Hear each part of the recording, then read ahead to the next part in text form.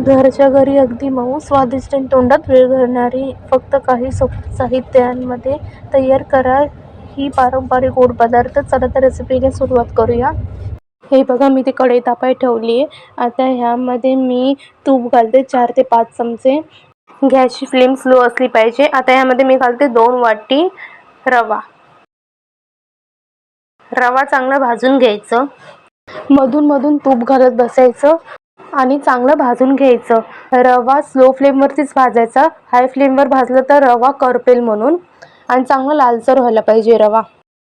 आता यामध्ये घालते मी बदामाची कापं. तुम्हाला कुठलेही ड्रायफ्रुट्स घालायचे असेल तर तुम्ही घालू शकतात. आणि चांगलं मिक्स करायचं. हे बघा, रवा आता लालसर झाला आहे. आता मी इथे 1 वाटी साखर घेतली आहे. आता मी मिक्सरमध्ये ग्राइंड करून घेते. हे बघा, मी ते गॅस बंद केले आणि मी हे पिठी साखर घालते आणि ना गॅस बंद करूनच हे भाजायचं आहे. हे बघा, चांगलं मिक्स करून घ्यायचं आहे.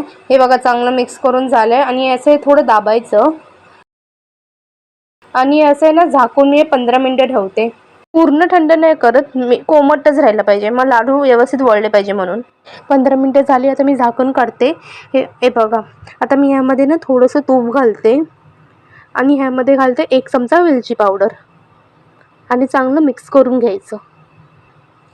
बघा, मिक्स करून झालं. आता मी हे ना मिक्सरमध्ये घालते आणि ग्राइंड करून घेते.